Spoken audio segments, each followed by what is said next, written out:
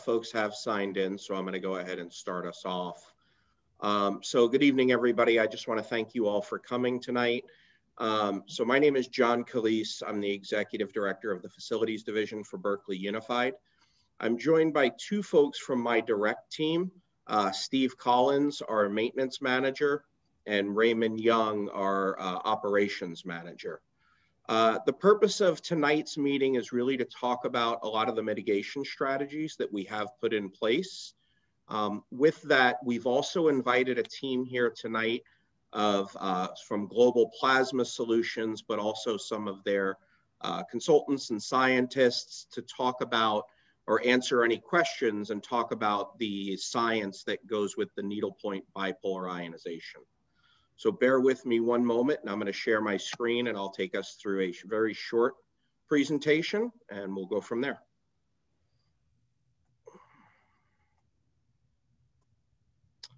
Okay, so once again, thanks for coming. What we wanted to talk about tonight were the risk mitigation strategies. So BUSD has implemented multiple strategies to help keep our students and staff safe. The changes and the strategies that we've put in place, they're in alignment with the California Department of Public Health. They're also in alignment with the City of Berkeley Public Health Guidance, who is our local governing agency. And in some cases, the measures that we've taken actually exceed the requirements set forth by the governing agencies, and we'll get into those briefly. The first few slides are just a couple of pictures, really, as you bring your students back to campus, what can you expect to see that's different? One of the main things, this is an aerial view of BAM, it's just the one that I happened to grab. You're gonna find that there are multiple controlled entry points for every campus. Some campuses, some of the smaller campuses may have 2 or 3 entry points, others may have 5 or 6. And what this is really for is just about controlled entry. We do have attestation checkpoints set up for the students at every entry point so that we can ensure that we're keeping all the rest of the students and the staff safe as well. Once you go into the schools, you will notice that there is hand sanitizing stations throughout all of the common areas, all of the hallways. Every classroom is set up with these, as are offices. And then the photo on the right, I apologize for the glare, the floor has just got a lot of wax on it. But what that shows is that all of our hallways and common areas and stairwells have also been set up with directional arrows. In addition to this, outside of the campuses, we've put a lot of our spacing markers down for students to line up as they come and arrive to come to school every day. Throughout all of the campuses, indoor and out, you'll notice lots of signage. It just reminds our students and our staff about social distancing, about the importance of mask wearing, about the importance of hand washing and other protocols as set forth by the public health officials. And then there's been a lot of changes to classroom configurations. We're very fortunate in Berkeley as we do have smaller class sizes, so we have been able to change the classrooms and really work towards achieving social distancing wherever possible. We've also implemented a lot of changes that you won't be able to see, and that's what I wanted to talk a little bit about tonight. Once we get through this brief presentation, we will open this up for a Q&A. But to start with, there have been a lot of changes made to the cleaning protocols. For this reason, Raymond Young, our operations manager, is here tonight to talk about things. There's also changes in cleaners and disinfectants that are used. Electrostatic sprayers are used to disinfect as needed. We've stocked all of the schools with extra PPE, PPE being masks and gloves, but also children's masks, gowns, face shields. Everything that we could possibly need and more right now is how we're trying to approach this. We've worked with the site administrators to create isolation rooms for 6 students until they can be picked up. And then also continuing on that, on unseen changes, we do have, and I apologize, sorry about that. We've also calculated all classrooms to determine the air changes per hour. And we've balanced systems wherever we could to meet or exceed 6 air changes per hour where applicable. MERV 13 filtration, which was actually the only guidance from CDPH for air quality, has been installed in all of our HVAC and AHU units as they could accommodate them. We've also installed MERV 17 HEPA air purifiers in all of our classrooms. All HVAC units have been cleaned. We've installed indoor air quality monitoring systems. These systems are designed to look at room temperature, room humidity, and also measure CO2 and VOCs. VOCs being volatile organic compounds. All of these are very important, one, in making sure that the needlepoint bipolar ionization that I'm going to talk about in a moment is operating properly. But two, it's also really important as we think beyond COVID, some of the challenges that we've been faced with over the last few years, particularly as the wildfires have grown to be worse and worse each year. Knowing what the VOC levels are will be very helpful in ensuring that the air quality is safe for all of our students and staff. The piece that I brought Global Plasma and their consultants in to talk about tonight is the needlepoint bipolar ionization. We're actually really excited that we were able to offer this. This is something that we did a lot of research on prior to installing some where we self-installed them. And then once we saw success with those, we actually looked to a contract to Schneider Electric to install these as well. With that, I'm gonna pass it over to Charlie Waddell. Charlie Waddell is here with his team and he'll take us through the rest of the presentation. And then we'll offer up for a session for question and answers. So Charlie. All right, thank you, Mr. Calise, and I appreciate all the parents and other people on here listening about the technology. And John, I just want to commend you for everything that you're doing. I wish all the schools across the country were doing so many things to make sure the kids are staying safe within the facilities as everybody's trying to return back to school.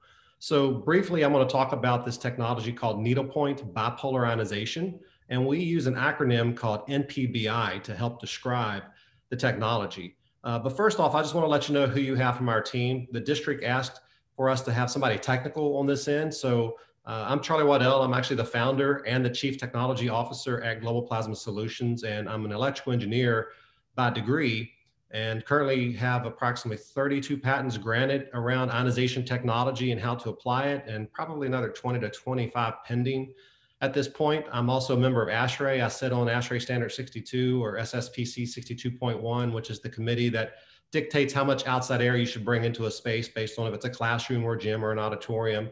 And I'm also on several other TC meetings. But along with me, I also have Dr. Ed Sobek. He's now our new Chief Science Officer at Global Plasma Solutions. He's also the president and director at Assured Biolabs out of Oak Ridge, Tennessee. We also have Dr. John Story with us, who is a chemist. He is also a distinguished research staff member at the Oak Ridge National Laboratory, so he spent many years there in Oak Ridge. And Dr. Faramuz Farahi, he's our physicist, and he's a professor at University of North Carolina at Charlotte. So when we get into this type of technology, depending on who's in the audience, there could be any number of questions. And we wanted to make sure that we can answer your questions thoroughly should they come up at the end of this during the Q&A session. And then last but not least, we also have on the line Scott Guggenheim, who's also with GPS, and he's an executive vice president of sales for our technology, for our company. So needlepoint bipolar ionization generally installs on your actual duct, whether it's on the supplier duct or inside the air handler. It depends on the application. But what's happening is positive and negative ions are being generated from this technology, and they're traveling with the airflow into the actual space itself. And for those of you that may be familiar with the American Society of Heating and Refrigeration Engineers, or ASHRAE for short, they've recently put out some guidance, November of 2020, and then also January of this year, talking about COVID-19 and the fact that they're not seeing evidence of transmission of the virus through the ductwork. So using systems that do not treat the space, like let's say UV lights in the duct or something like a high efficiency filter in the duct, it's not impacting the virus necessarily in the actual space, because a lot of computer simulations from multiple engineers around the country are showing the virus is not growing or going through the actual ductwork itself. And therefore you need to use a technology that can treat the space. And so with our technology, the NPBI units generally mount in the airflow, treating the space. So the positive negative ions travel with the air into the actual space, where it can help reduce both the particulate levels in the space as well as the pathogens. And to my knowledge, Global Plasma Solutions was the first company tested against SARS-CoV-2 by innovative bioanalysis out there in California. And so these ions that are being produced are already naturally occurring in atmosphere. If you happen to have an air ion counter, which most people not in this industry would have, but if you did, and you go to the beach or you go into the mountains or go to a waterfall, you're going to see very high levels of ions in these clean environments, especially at waterfalls. Generally, you could see anywhere from 20,000 upwards to 100,000 ions per cubic centimeter. So ions per cubic centimeter is the unit of measure that we use in this industry. And so what we're producing with this GPS technology is already naturally occurring in your environment. We're simply bringing these ions into your building to help reduce your particles and those infectious viral particles that are in the space, in the air, as well as on surfaces. Next slide, please.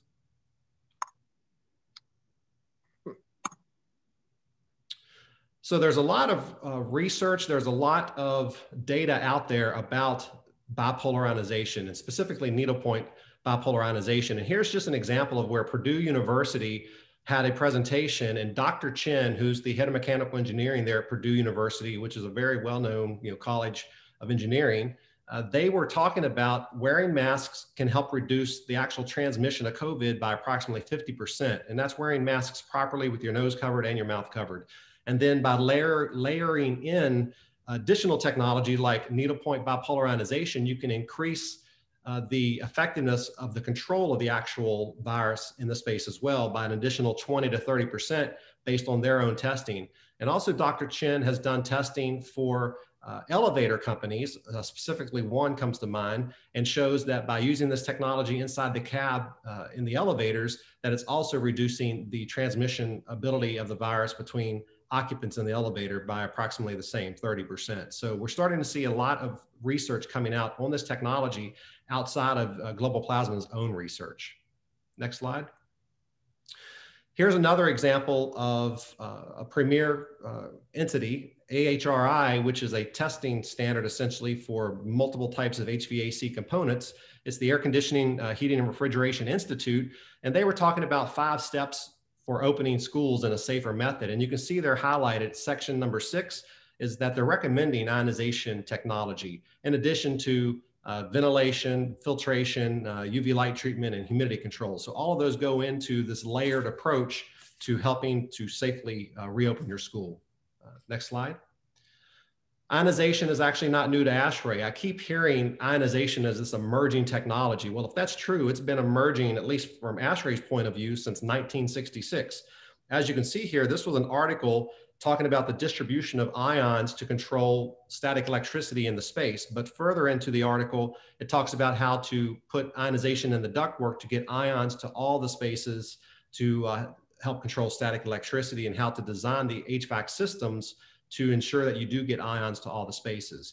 On the right-hand side is from a more recent article, 2006. This was a peer-reviewed award that was provided for the use of bipolar ionization to actually save energy and reduce outside air. Before COVID came along, this technology has been used widely to clean up the air within the facility, such that you can actually, by code and by using ASHRAE Standard 62, look at reducing your outside air requirements. However, in California, you have Title 24, and Title 24 does not follow ASHRAE necessarily. So there's no real good way to use the indoor air quality procedure, we call it, which is a whole different discussion. And so we're not recommending, especially through COVID, to reduce your outside air requirements. That would be contrary to what ASHRAE is recommending, as well as government bodies. So we're saying use the outside air that you can, but layer in this additional technology, the NPBI, to help fight the virus in the space. The other thing that came out of that 1966 article is that they stated even back then there was no less than 300 technical papers talking about ionization, and the fact that they found no data to support negative impacts to human health or the environment. Next slide. So within ASHRAE, this is an example of our most recent up-to-date guidance for COVID-19. And I know there's a lot to read here, and I'm not going to bore you with reading this word for word, but the things to take away from this is that ASHRAE reached out to the CDC and said, what's your position on bipolar ionization? They came back and said that they're not going to recommend for or against any technology, but you need to look at the manufacturer's technology and make sure that at least it has what's called UL 2998. So that is Underwriters Laboratories protocol, meaning that you don't produce ozone as a byproduct. So that's how you know this technology is safe, is that it's not producing ozone, and that's important. And in order to pass that test, you're placed inside this chamber that's sealed off. They measure the ozone 2 inches away from your device over a period of 24 hours. And at any given time, if you exceed 5 parts per billion of ozone, you fail the test and you cannot be considered an ozone-free technology. And just as an example of what you would be breathing outdoors there, I just looked at some data for the Berkeley area, and you can be anywhere between 20 to 50 parts per billion of ozone in the outside air. So by bringing outside air into the building, you're actually bringing in that ozone with it. And our technology is not producing any of that ozone. So that's something to think about from a safe standpoint. Also, the next point in the guidance is that they want you to make sure that there is efficacy under as used conditions, meaning while you have this great test data, which we do have test data on actual SARS-CoV-2 and not just a surrogate contaminant like a lot of the other technology out there in the market, we're actually starting to see data come in from actual job sites using this technology and reporting very low numbers of transfer in the space by using this technology. Next slide. And here's just a couple examples. We're not going to click on these links, but I just want to point out that Columbia County Schools in Georgia, the only difference between what they're doing and what the schools in the next district over are doing, which have much higher rates of COVID transmission, is the fact that they've added global plasmas, needlepoint bipolar ionization to all of their HVAC systems.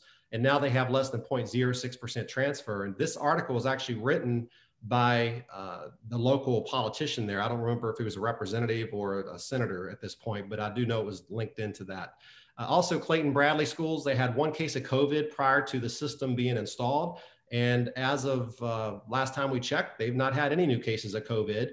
And another application that's not listed here is a great reference for us is Alachua County Jail. Since they installed this technology last year around October, they've had 0 new cases of COVID transfer within their jail. And they've also seen substantial reductions in other things like allergies and asthma, according to the sheriff himself. And we reached out to them about 3 weeks ago. And as of 3 weeks ago, they still have had no issues with COVID since installing this technology. So again, we're able to take the lab data and translate that into real world results.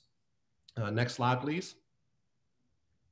So the first thing that this technology does that really helps with fighting COVID is taking the particles out of the air. Everybody can relate to seeing a sunbeam at some point in their life, whether it's in the morning or in the afternoon. And when you see the sunbeam, you're literally seeing millions upon millions of particles that the sun's reflecting off of in 1 cubic foot of air. And as you can see this little chart here on the right, I've got a distribution that's standard for a lot of different applications.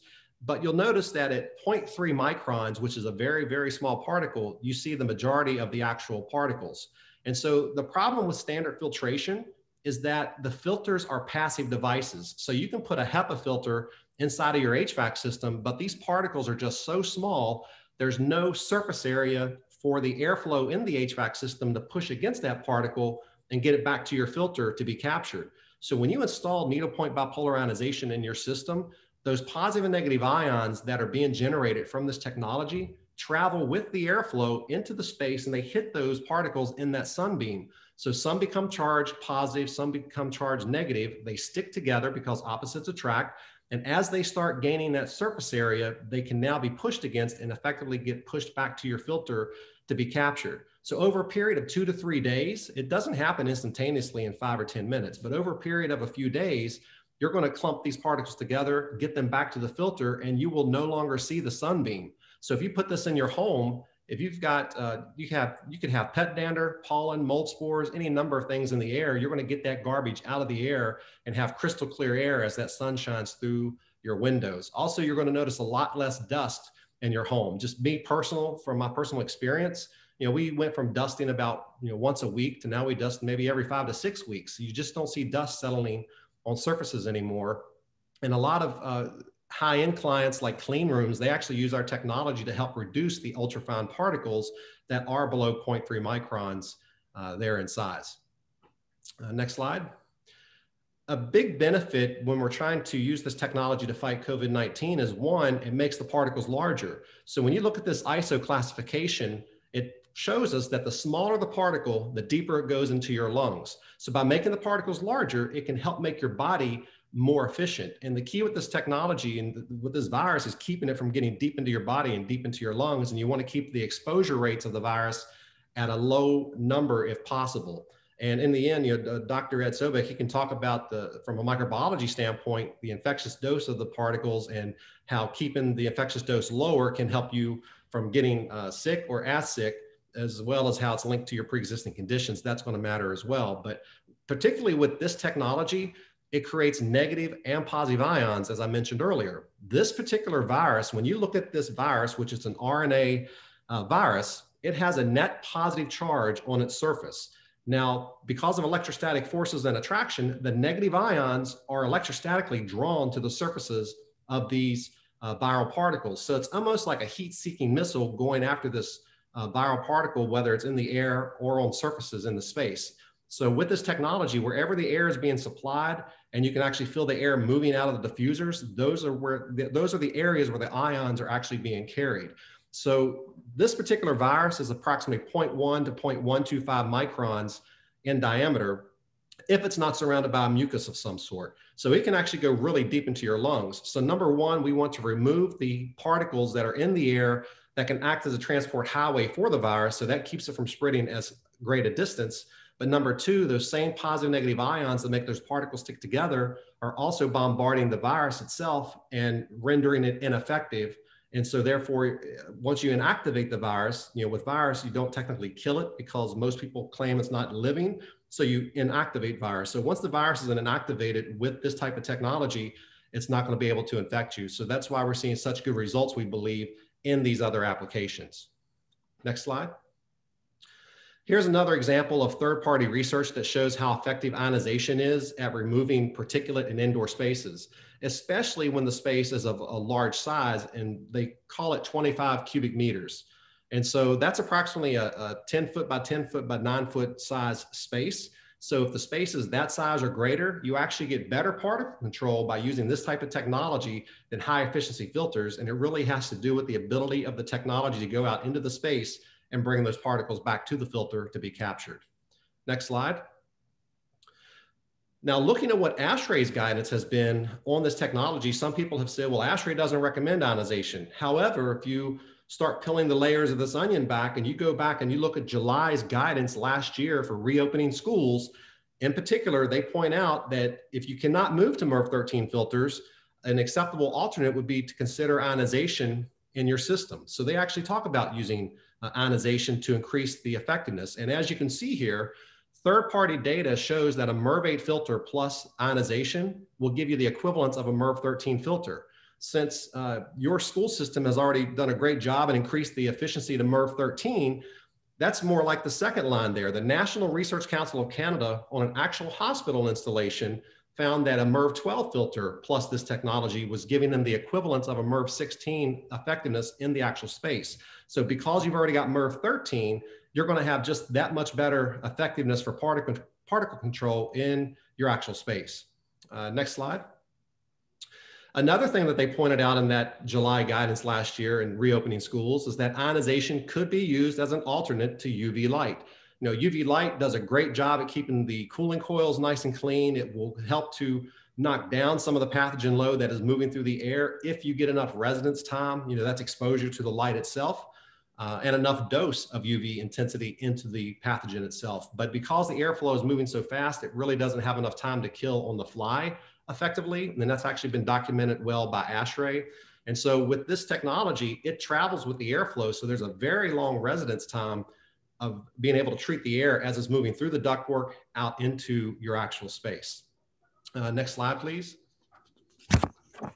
And so here's an example of some of the independent testing that's been conducted on our technology. Now, if you're seeing what I'm seeing, the slide kind of looks a little wonky there, but testing by EMSL Laboratories, ALG, and also Innovative Bioanalysis. And so you can see different pathogens, different times of exposure, if you just kind of zigzag down the list there, and then different kill rates or inactivation rates. Now, specifically, I want to point out SARS-CoV-2. We have data that shows a reduction in the air within 60 minutes of 98.3% as compared to the control. Now, when we do these tests, you always want to have a control, and the control is simply how fast is the virus going to be removed or die off on its own without having the impact of the ionization in the particular test, or it could be UV light or whatever method you're trying to use to show a reduction in viral load. The second test that we recently received back was SARS-CoV-2 for surface reduction. So here you can see in 60 minutes, 99.8% on surfaces. So we have really good data. And this is not just over a Petri dish. You can see the little hand there holding the Petri dish. When I first started the company, I wanted to see if the technology would in fact control contaminants. And you don't start off with a huge experiment and a huge container type test. You actually put the device over top of a Petri dish and see if there's any impact, because if it's not impacting the pathogen in a Petri dish 1 inch away, there's no hope of being able to control it in a larger space. And so we've got both Petri dish testing. We also have larger volume testing. And what you're looking at here on the SARS-CoV-2 testing is a very large chamber. It's approximately 20 feet long, 8 feet wide, and 8 feet tall, with a unit inside the chamber and just air moving around at 2 different ion levels, which we're able to achieve within these actual spaces within your classrooms. So our initial test, which was the first one into the market on SARS-CoV-2, was for the aviation team at a higher ion density that's easy to achieve, like in transit application, buses, airplanes, things of that nature. And then we've redone the test at lower ion levels, which are what we are achieving in lower air exchange rate applications and lower velocity applications, like what you have in your school. Next slide.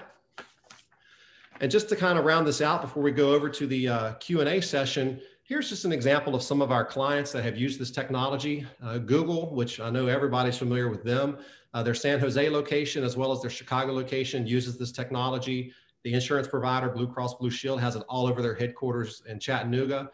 Even the White House has used the technology, and it requires a lot of vetting to get into the White House or any type of government application like that. And in fact, every branch of the military utilizes this technology, and a lot of the troop transport planes use this technology to help keep the virus and bacteria from spreading from the troops as they're traveling long distances, in these flights, very packed in together. We're also the only company that's been certified for installation on aircraft. So whether it's a Gulfstream jet, a Boeing jet, an Airbus jet, we've gone through the gauntlet of tests with all these microbiologists and PhDs at each one of these companies to prove that it is safe and that it is effective and is doing what we claim without creating any unhealthy type environment. So with that, I'd like to hand it back over to John for the question and answer session. And I'll try to manage the questions and pass them off to our experts as the questions may come up.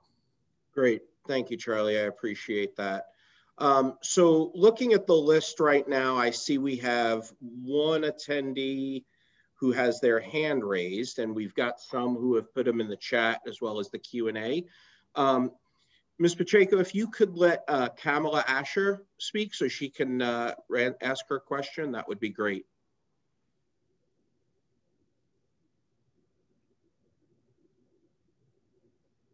It looks like we might have lost her. I don't see her there anymore.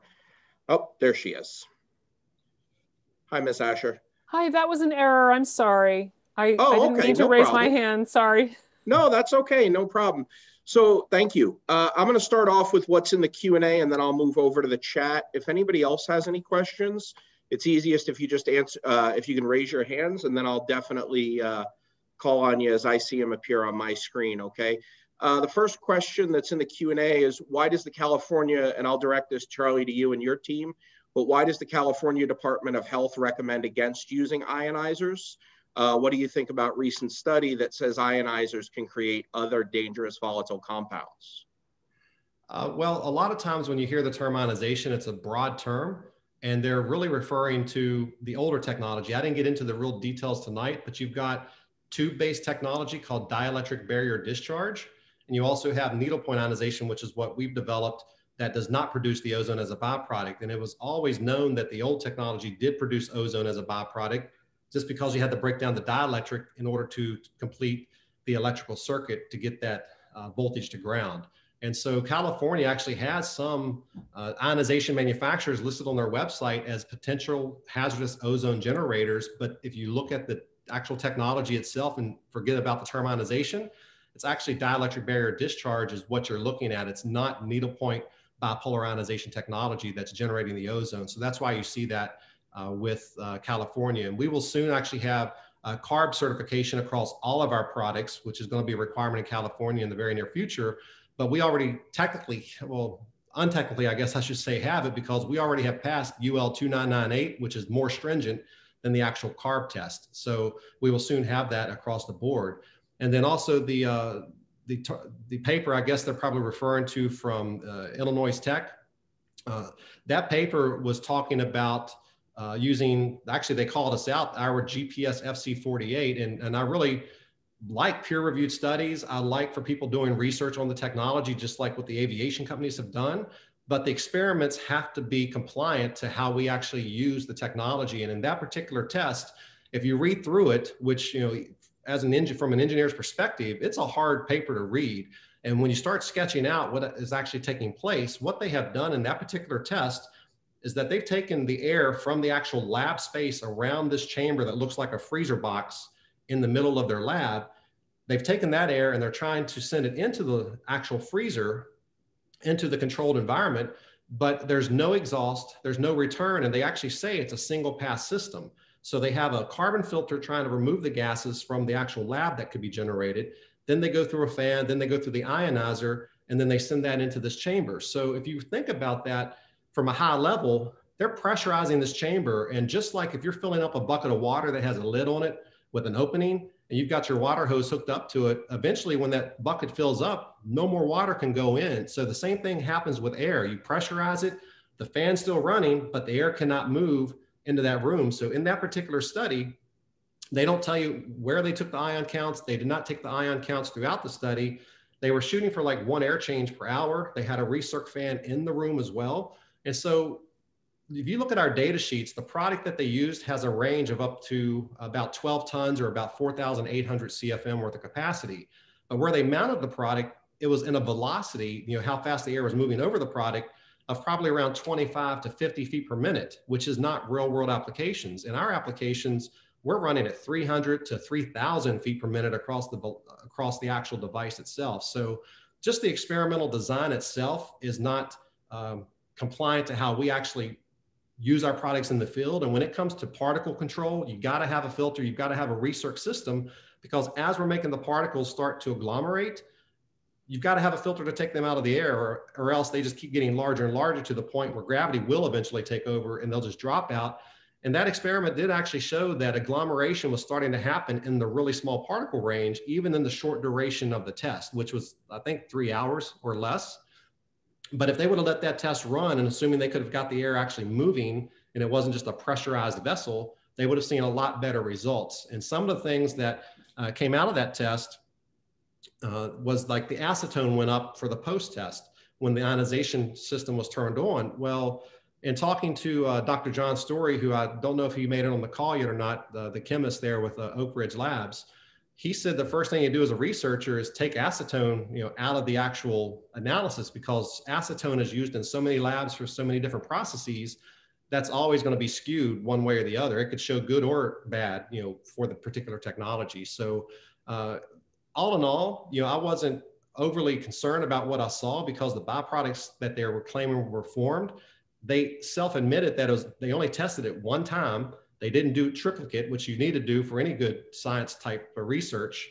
And also what was produced was minimum. And we don't know that it was even produced by the technology because of the way the test was set up. And they actually admit that in the paper when you read the final conclusion about that. So I know that was a long way to try to answer that question. Thank you, Charlie. I'm going to go down the list here. The next one I think I'm going to answer, but I'm going to invite Raymond Young, our operations manager, to chime in if I mess it up too bad, so bear with me. But there was a question about really just about like the disinfectants that we're using, and then a clarification about the spray that is being used. So I think that question is really dealing with the electrostatic sprayers that we are using. I hope that's what's being asked. So the electrostatic sprayers They spray a disinfectant that's actually an organic, it's actually an organic disinfectant. It is on the EPA's N list as being safe for schools. Also, by being on the EPA's N list, it shows the efficacy to kill COVID.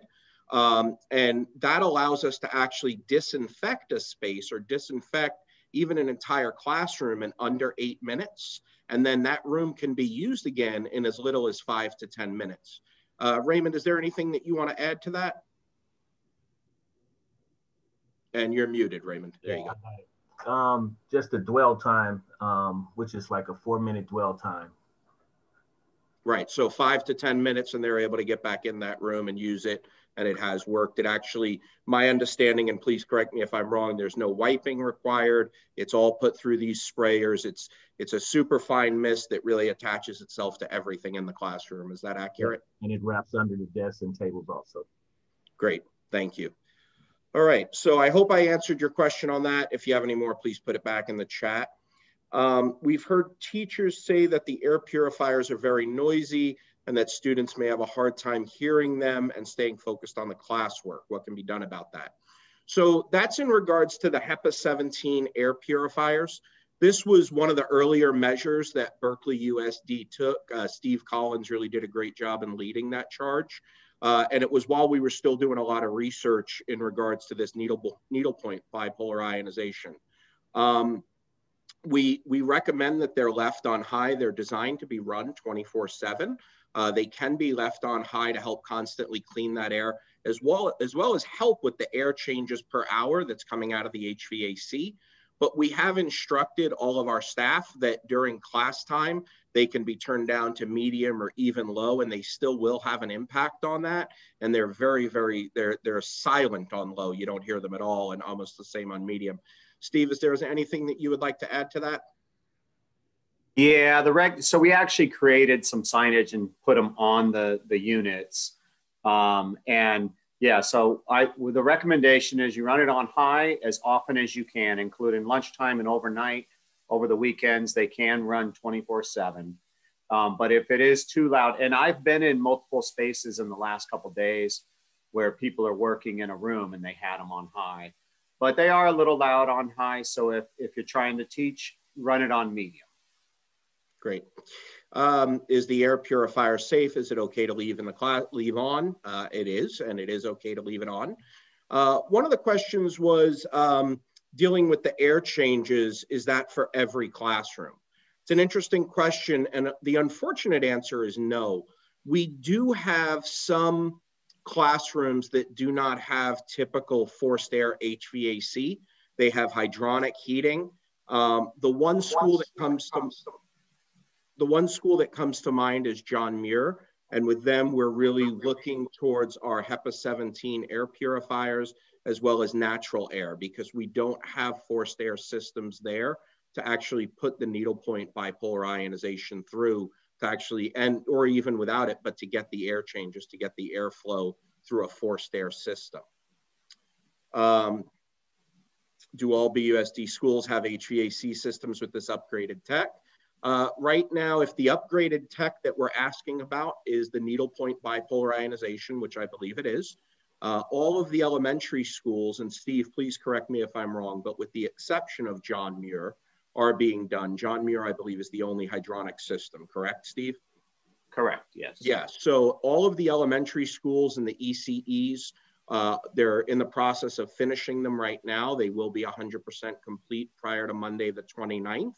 And then we're also installing them at all of our middle schools, high school, and continuation high school, as well as the adult school. And those will be in before the reopening dates for those schools as well.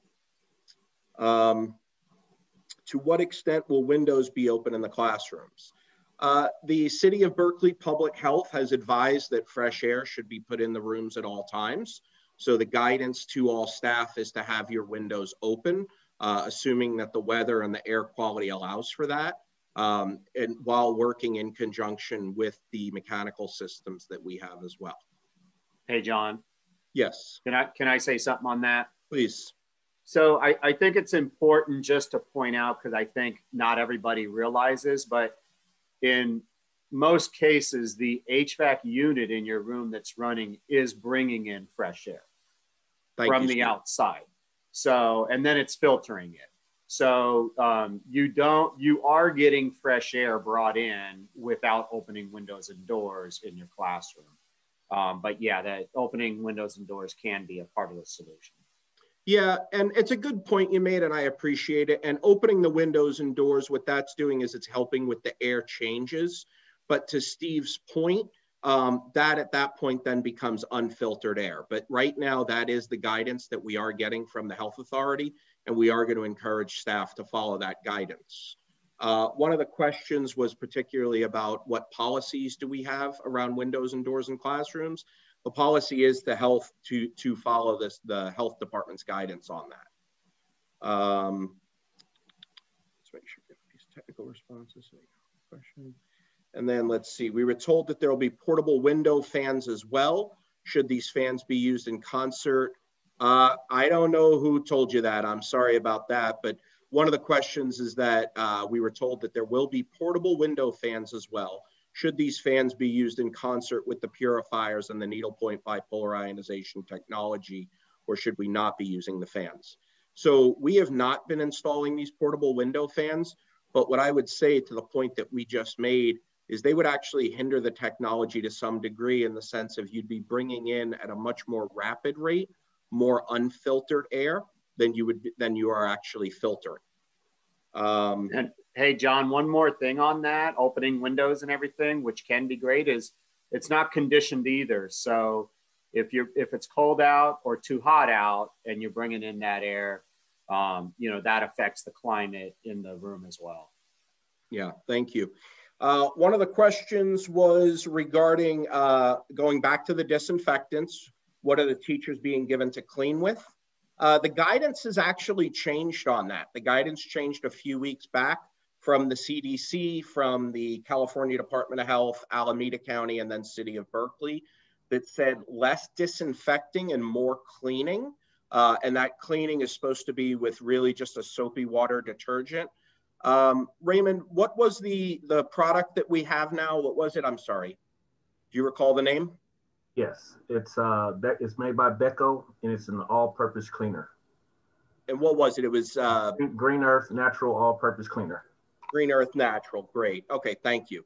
Okay. So that's the guidance, and that's actually what's being provided to the classroom staff to use as they will be doing light cleaning. And then lastly, it looks like the last question in the chat, and then we'll go back to the hands. Does this need to be sprayed daily if there's no case of COVID in the class? The answer to that is no. The new guidance from all of the health officials is telling us actually not to disinfect that often, but rather better cleaning throughout. David Scott, it looks like you have your hand up. So Ms. Pacheco, if you can bring him in, that would be great. Hi, thanks guys. Can you hear me? Yes. Thanks, first of all, for putting on the panel tonight. I just had a quick question about real world data. Has there been any, and I might have missed it in your presentation, I came in a little bit late, in terms of measuring the efficacy of this system against a control of some kind? Is there data showing that this is effectively combating either COVID or other pathogens versus versus facilities that are not using these systems, that we can digest as, as parents here? Great question. We actually do have that kind of data, and it's really coming back to us in the form of, we see news articles hitting the press based on school districts that have utilized this technology, and they're sharing their rates of COVID as compared to districts, in the same demographic areas that aren't using the technology, but still using the other same guidelines, like wearing the masks and social distancing. So we can share those types of links with you. I had a few in the presentation. Another one that wasn't school related was Alachua County Jail. They had a really good result with installing the system in October of last year. And since that installation, they've had 0 new cases of COVID transfer in the jail. And obviously in that environment, they're very close together and not a whole lot of air moving around in those applications. Thank you. Great, thank you. Going back to the Q&A. So it says here, are we using bipolar ionization at night only? Potential danger, as I read it, is that humans don't usually breathe ionized air, and that is electromagnetically charged. and particles can damage lungs. Charlie, can I ask one of your team to actually join in on that, or to answer on that second piece of that? Sure. So from my side, we could bring in any number of people there. We could talk about Dr. Sobek. Would you like to come in first from a microbiology standpoint and the particles and the lungs? Sure. Related to breathing in the particles, with the ionization, we have the efficacy to significantly reduce the amount of SARS-CoV-2 in the air. And you got to think about in the airspace itself. If you have somebody who sneezes, or somebody who's actually positive and or asymptomatic, and they're expressing the virus, we're looking at numbers, into that space of 5,000 to 10,000 active viral particles per cubic centimeter of air. And so if you look at some of the testing we've done at the Bio Level Safety 3 laboratory out in California in these large chambers, we see a significant reduction in activity over an hour period. So you're able to really knock down that infectious dose in that space considerably by 98%. And so the things if you look at those numbers, 5 to 10,000, you're probably knocking it down below the actual amount that's actually needed for an infection to occur. So we have a significant knockdown of the virus in the airspace. Maybe Dr. Ferrara would be good to talk about, some of the, what was the other part of that question? Was it about particle safety or breathing at nighttime? I'm not sure. Yeah, let me go back. I'll go back and read it here again. Potential danger I read is that humans don't usually breathe ionized air, and that electromagnetically charged particles can damage the lungs. Yes, that is correct. At a high number of ionized air, that is true. In fact, when the ion become more than 60,000 per cubic centimeter, then it has been shown that to be not healthy. But in the numbers that we are talking about, something below 10,000 ionized ion per square per cubic centimeter, this has not been shown to be dangerous. In fact, as Charlie mentioned, if you go and just walk, in the ocean side or near the waterfall, you see ions in the air is much higher than 10,000 that we produce. Therefore, at low level, it hasn't been shown to be at all dangerous. Great. It is just naturally occurring, in open space. And also, most of the dangers come from the fact that ozone is being generated by ionizing system, and that is where people mix it with the fact that it is ions. But these are really ozone are being generated. Charlie, you wanted to add something? Yes, sir. So from the particles going into the lungs, number one, we're reducing the overall particle counts in the space. So that's going to reduce the particles that you're breathing in. Number two, we're creating bipolar ionization, which is very critical. And that's why it's been used in clean rooms for static electricity control, as well as other environments for control of static electricity for many, many years. And there's actually other standards out there for how to measure the air ion counts in those types of applications. And so by neutralizing static electricity, that's going to keep the particles from wanting to stick to the walls or the diffusers, or in the question's case, to the lungs. So by neutralizing static, you prevent that from happening. Thank you. Moving on to some more of the questions in the Q&A, we've already talked about the policies on having doors and windows opens. What are the plans for when the AQI is greater than 100? You know what, there is an agreement that the district has with labor partners about when the AQI reaches a threshold, they will close. I apologize, that's something that came out of negotiations and I don't have the answer, but I will definitely get it. I'm gonna post a Q&A from this over the next few days and I'll definitely put that in there. How much elementary instruction will occur outdoors? I read that BUSD is procuring tents, I'm all for it. So are we. That's part of our Green Schoolyards initiative. So right now, the outdoor learning environments are being used on a voluntary basis. My understanding is that they've been very well received by our teaching staff, and that they are working with their site administrators to utilize them as much as possible. What additional air filtering or other supports are offered to John Muir to mitigate not having forced air systems? Unfortunately, without a forced air system, there's not much more we can do.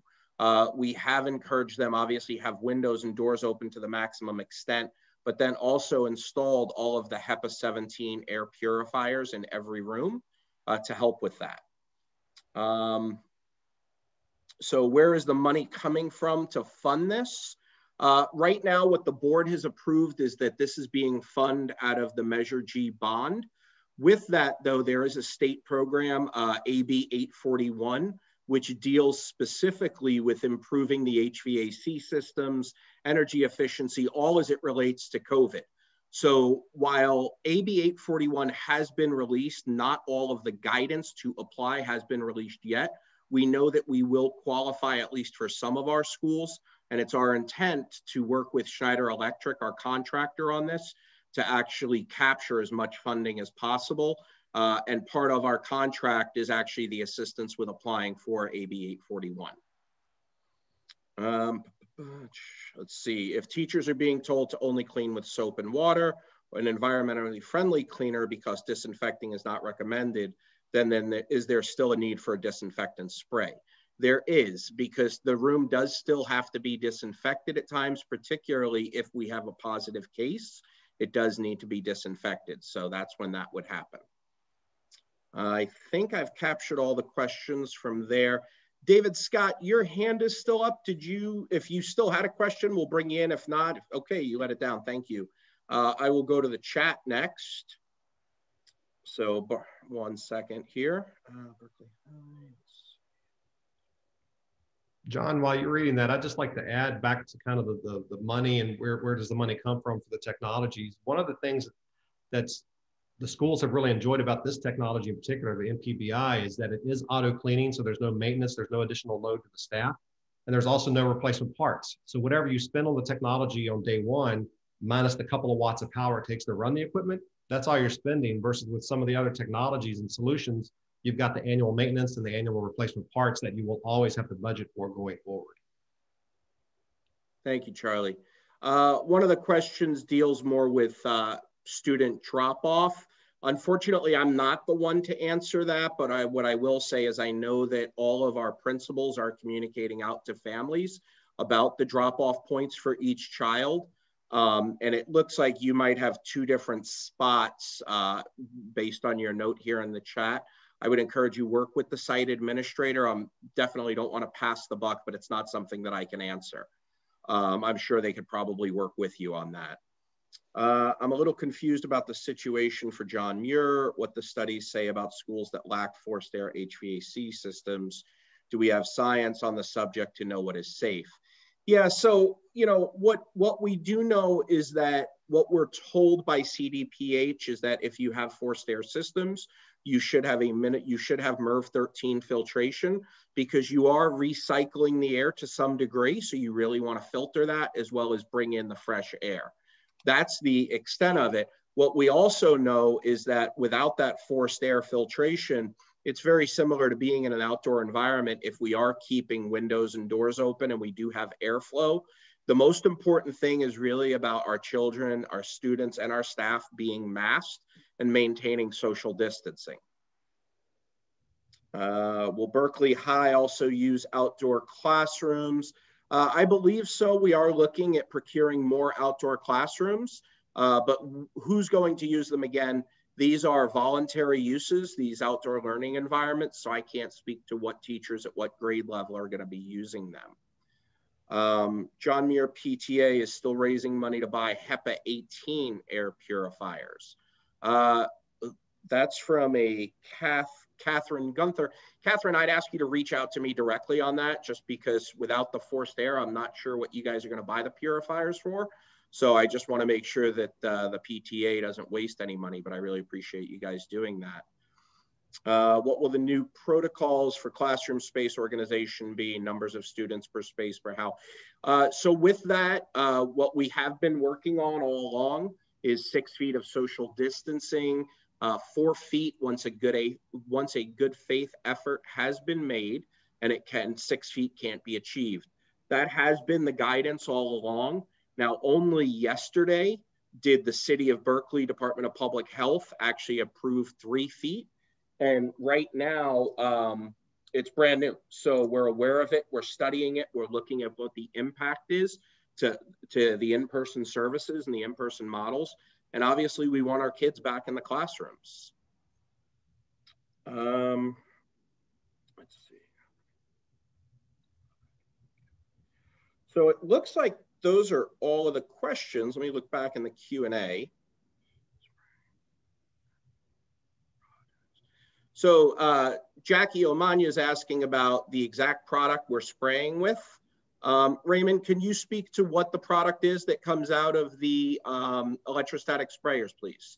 I know it is on the N list, so it has the efficacy kill rate for COVID. It is safe to be around folks who may have any underlying conditions, as well as for students, but can you talk to what that is?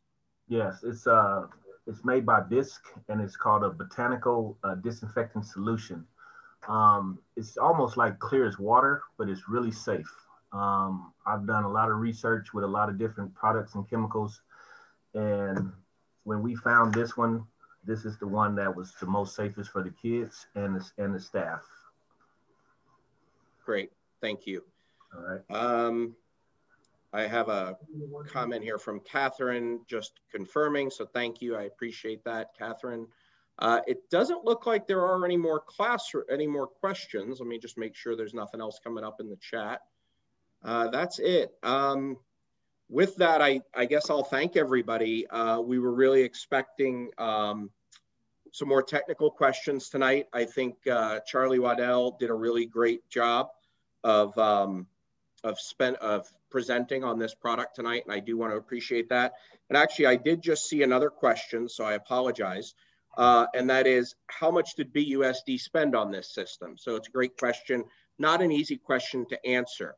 And what I mean by that is, in order to do this in time for school to be open, we didn't have time to necessarily go around and study every HVAC unit in the district. We did do a sampling with Schneider Electric as well as with some other vendors.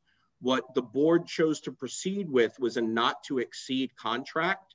That not to exceed contract included a myriad of items being done.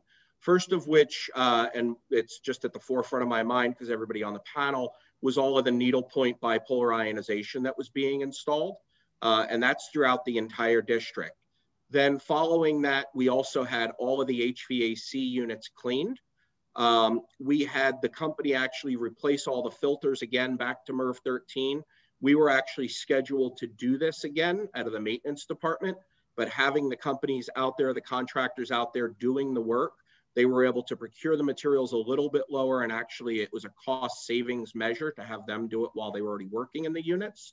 And then we're also installing under this contract all of the indoor air quality monitoring systems. So with that, the total price for everything was not to exceed $3 million. And it will be fleshed out as we get all of the unit counts and we see about any repairs that had to be made under that contract as well. Once again, that's not general fund, just because that question had come up as well.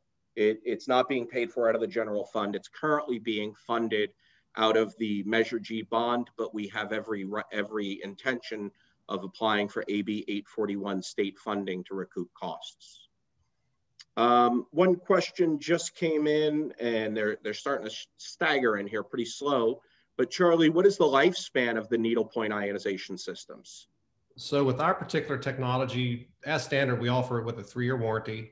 And then we've done life cycle analysis, or more specifically, the aviation companies, the OEMs of the aircrafts have to do what's called mean time between failure analysis for every component on the airplane.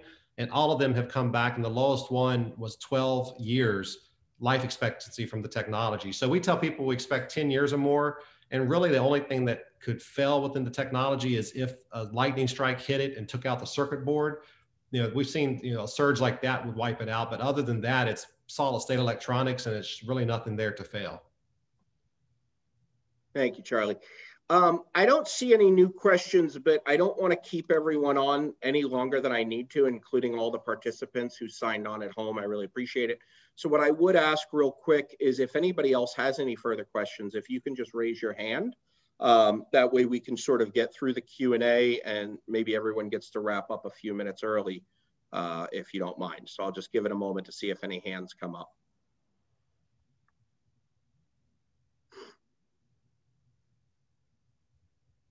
Okay, so seeing none. What we're going to do is we will make on the website, on the facilities page of the website, we will make this recording available. We'll also try our best to capture all the questions that were in the Q&A as well as the chat. Ann Wolf just raised her hand if she wants to come on in, Ms. Pacheco. But we will capture all the questions that were in the Q&A and in the chat, and we will post answers to those as well. Hi, Ms. Wolf. When will that recording be available? Because we're supposed to have an answer for the school by tomorrow. An answer for the school. I'm sorry. Oh, okay. Sorry. It just took me a minute. The forms by tomorrow. So when will that recording be available if someone wasn't able to attend tonight? Yeah, no problem. So we'll work with our IT department to get this posted tomorrow morning. I can't speak as to what their workload may be, but I will ask them to expedite it and try to get it up before midday. We have to actually turn in our forms by tomorrow. So that's the earliest that it would be, is tomorrow morning? Yeah, I can't do it. It's something that our IT department would have to do. So yes. Okay, thank you. Yes, ma'am.